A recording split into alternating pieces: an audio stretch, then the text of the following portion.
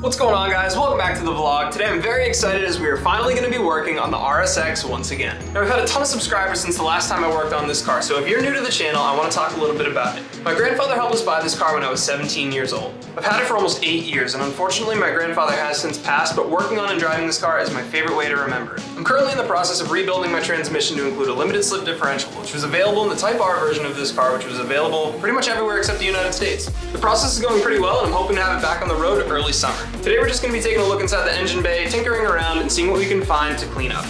So as you guys can see, a lot of the stuff in the top and front of the engine bay is coming out really nicely, but as we move in, down, and towards the back, we get some pretty gross, crusty stuff down there. I think I'm gonna end up removing this sway bar and maybe take a look at some of the steering rack stuff as well, and maybe even remove these tie rods and see if I can paint them or something just to make them look a little bit cleaner.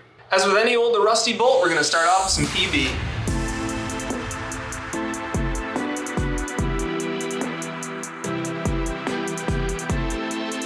Alright guys, so just 2 bolts on this side, one kind of down in that corner and one right up top. That is disgusting.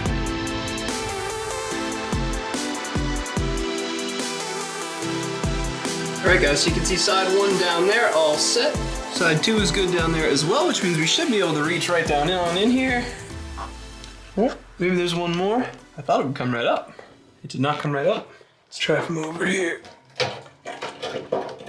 It's wiggling. Oh, it's bolted into the heat shield, it looks like, okay.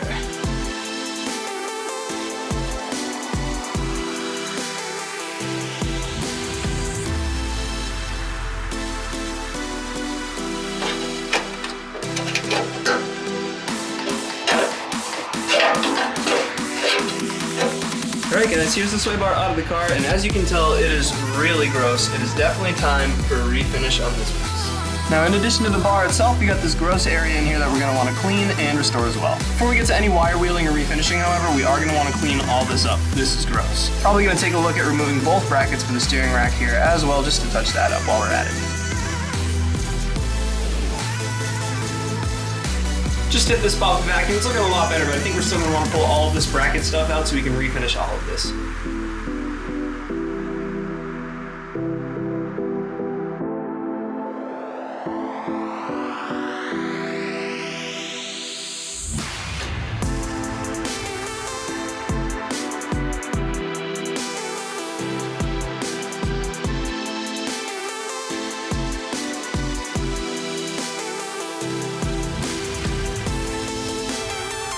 Alright guys, so with the front side of the steering rack bracket out, we're looking pretty good, but there are a few more things that I think I'm going to want to pull out before we grab a wire wheel. Number 1 is going to be this backside bracket here. I think that needs a refinish, and it's going to make it much easier to get onto that flat surface on the inside of the engine bay to refinish that as well. And I might pop the tie rods out and I might paint them in place. I'm really not sure how I want to do that yet. I think I am going to do, I forget the name of the piece. It goes inside this boot, and the factory one's bad, and Roy the Boy installed one and it looked great. Shout out Roy the Boy. But I'm probably gonna put that part in too, so I'll probably just end up pulling the tie rods out as well.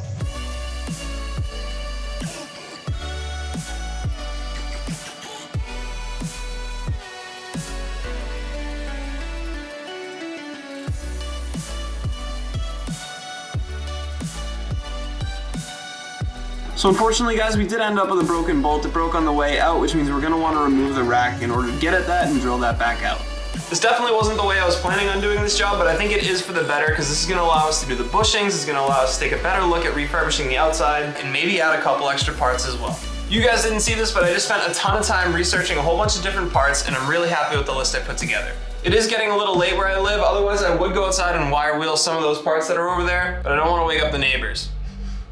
Alright guys, so we're back out here next day for round 2. Now thanks to our broken bolt, we are going to have to remove the steering rack. The manual says to start with the steering wheel, so that's where we're going to start. Alright guys, so if you're doing this yourself, there's 2 very important things you want to make sure. One, that the battery is disconnected. You do not want your airbag to blow off in your face. And the second thing is you want to make sure that the wheel is nice and straight. Once those 2 things are set, there's going to be 2 little compartments here on the side of the wheel that we're going to be able to find, and we should just be able, hopefully, to find a gap. Yep, right there. And I have these handy pickers from vinyl wrapping. It should make this nice and easy just to get in there and remove that. A flathead screwdriver works as well, from what I read on the forums. And there's one on this side too. Okay, so there's gonna be 2 screws now, and unfortunately, they are T30 Torx. I don't have any Torx wrenches, so I guess I'm gonna go find one. All right, so one of the benefits of living where I'm at is that we were actually able to grab a T30 pretty quick, so we're just gonna use this on a 3/8 ratchet, get it nice and straight. There's one. And two. Up next on the left side, guys, this is a clip for the SRS, so we're gonna undo this, and then the airbag section should be ready to pull on out. By the way, I didn't realize this, but it'll actually just come right out, so that'll make it a lot easier to unclip. So of course I got it off camera, guys, but the way this works is you wanna slide this piece back. Let me zoom in one more time. On the bottom piece here, there's gonna be like an outer collar, and you just wanna slide that back before you pull this piece out, and it'll come out. Now we should be able to just give this a little bit of a pull. Don't want to give it too much of a pull because I think there are some connections still going on in here. Yep, the horn. Take the SRS clip out, and we'll take a look at how to get the horn on out of here as well. All right, guys, so here's where we're at without our airbag. We are going to want to disconnect our cruise control real quick, and then I think we're able to pull the wheel after that. Here's the clip. And we got a 14mm bolt right in the middle as well that we're going to need an extension for. So the trick with this, guys, is going to be getting this off without rotating the wheel. So this would probably be better with two people. We're just going to send it, or try to send it. Hopefully this is one-handable. Maybe not. There it goes. Just need a little muscle, that's all. And center that wheel back out as best we can. Just get this guy right on out of there. All right, we should be ready to give this wheel a pull.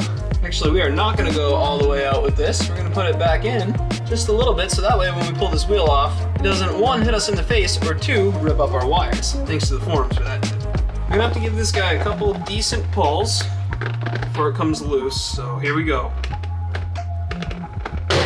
There it goes. Back this out. And then we're going to be very careful with all of our little wires in here. Just keep an eye on them all. And there is our steering wheel removal. Cool. Steering wheel's off.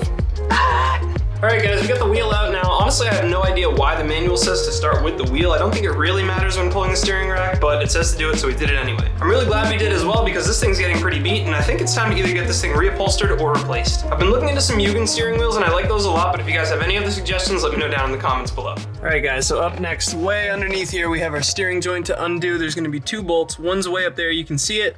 And then we're actually looking at the back side of the second one. It's the lower one right here. You guys can see the thread sticking out. There's actually a bolt on the other side of that we need to undo.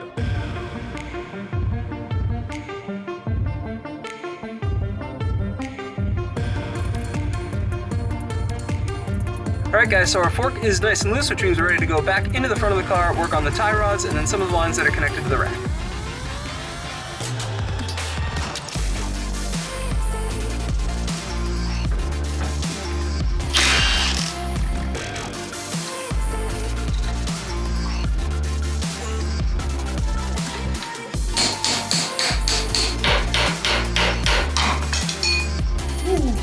Alright guys, so as you can see, our outer tie rod is loose, which means we're going to be able to start working on the inner.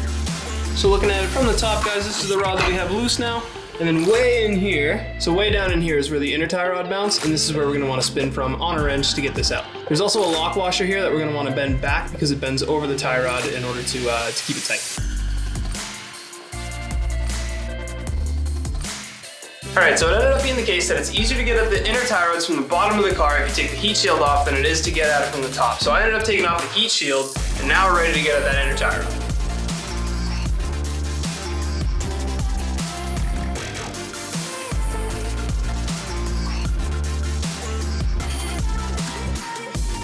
Alright, so the inner tie rods are fighting me like crazy right now, so what I'm going to do instead is just leave them in the rack and take them out when the rack's out of the car. So now with both tie rods disconnected, we're going to be able to move back into the engine bay and work on some of the lines and brackets that are connected up top.